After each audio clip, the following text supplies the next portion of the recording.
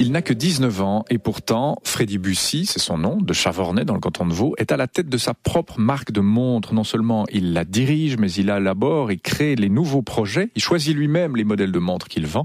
Freddy Bussy, qui a livré la semaine dernière sa 550e montre, termine actuellement son apprentissage d'employé de commerce dans le garage familial pour posséder, dit-il, une base. Il gère en parallèle son propre commerce. Yves Terrani nous raconte l'histoire de ce garçon qui affirme avoir toujours été habité par l'esprit entrepreneurial. Sa marque, qu'il classe dans le milieu de gamme, Freddy Bussy la lance le 1er mai 2010 à l'âge de 16 ans et demi. Il a terminé alors sa scolarité obligatoire, mais il effectue une année supplémentaire à l'OPTI, l'organisme pour le perfectionnement scolaire, la transition et l'insertion professionnelle. Et cela afin de compléter son bagage. La passion pour les montres l'habite déjà. La montre, elle a toujours été un symbole pour moi au niveau du style. À l'intérieur de la montre, le mouvement, c'est pas ça ma spécialité. Moi, c'est vraiment le design, ce qu'elle évoque, l'image qu'elle apporte à la personne qui la porte. Vous créez votre compagnie sans appréhension au départ, vous vous dites ça va marcher, je me donne un maximum d'atouts, ou bien quand même de temps en temps il y a la petite appréhension de se planter? Oui, il y a toujours juste avant de sortir un petit buzz avec Pamela ou comme ça, comment ça va être pris par le public, par les gens qui me suivent, mais ça a toujours les gens ont toujours été ravis de voir que ça augmente, que ça fonctionne. Quand il dit Pamela, Freddy Bussy pense Pamela Anderson qui, tout comme les chanteurs Stromae ou Ben l'Oncle Soul, porte l'une de ses montres. Mais revenons à ses débuts, Freddy Bussy commande ses 50 premières montres, on les lui fabrique, il a 30 jours pour les payer alors qu'il n'est même pas sûr de pouvoir les vendre. Exactement, et puis surtout l'usine ne me connaît pas, tout par mail, ils se disent que c'est sûrement une personne de 30-45 ans qui est derrière, puis non, c'est un petit jeune de 16 ans et demi. J'ai tenu mes engagements, j'ai payé à 30 jours, et après maintenant ça fait une bonne collaboration de 3 ans qui dure avec cette entreprise-là, qui nous fait nos montres. Reste cette question, le garçon de Chavornay est-il une exception? A-t-il ce culot que d'autres jeunes n'ont pas ou n'auront jamais? Une exception, c'est peut-être un peu trop, mais c'est clair que si je veux avoir certaines choses que d'autres jeunes de mon âge n'ont pas, il faut que je travaille, il faut que je crée des richesses. Et moi, je fais pas de sport ou choses d'activité. C'est mon seul loisir. J'apprécie. Et voilà. D'ailleurs, pour limiter votre propre frais de fonctionnement, vous habitez toujours chez papa-maman? Hélas, bon, à 19 ans, j'habite encore chez eux. J'espère gentiment à la fin de l'apprentissage partir. Mais voilà, chaque chose en son temps. Il faut choisir où on mène ses capitaux. Et voilà. Freddy Bussy songe donc désormais à s'émanciper du garage familial pour mieux diriger ses diverses sociétés, car il n'en possède pas qu'une. Pour lui, la recette du succès, c'est être propre et professionnel dans ce que l'on entreprend. Je pense que oui, je pense que c'est ça. J'essaye en tout cas que ce soit très professionnel.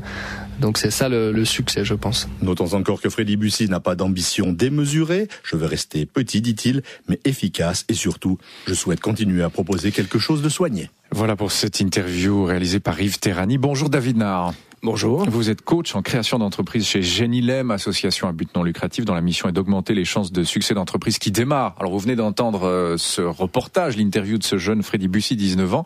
C'est assez singulier, non? Il n'y en a pas beaucoup des comme ça. Alors effectivement, il y en a pas beaucoup, mais heureusement, il y en a quelques-uns. Ah, quand même. Oui, l'esprit d'entreprise existe aussi chez les jeunes, mais il est beaucoup plus rare peut-être que dans d'autres pays ou simplement que dans la population en général. Chez les jeunes aussi jeunes, j'allais dire 19 ans, il a commencé à 16 ans et demi.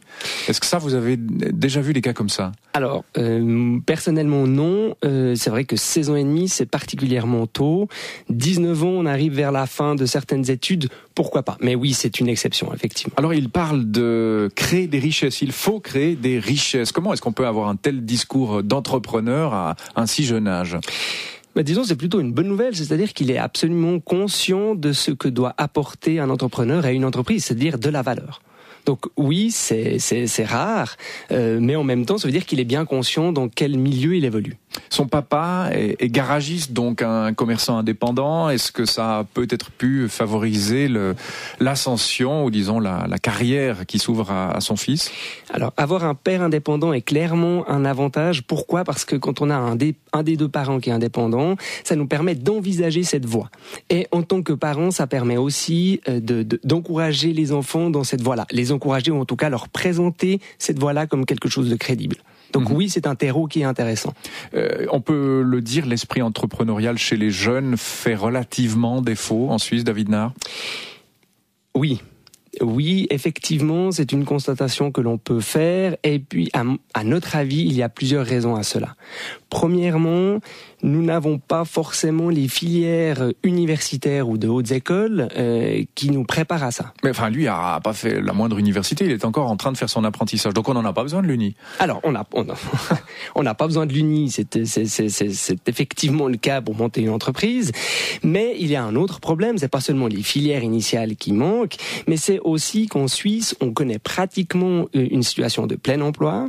Et du coup, pour ça, prendre le risque de monter une entreprise est un risque encore plus grand que dans d'autres pays où parfois c'est une solution comme une autre pour essayer de s'en sortir. En Suisse, j'ai des fois envie de dire on n'a pas assez faim. Ouais, c'est terrible à dire, c'est qu'on va trop bien pour prendre des risques.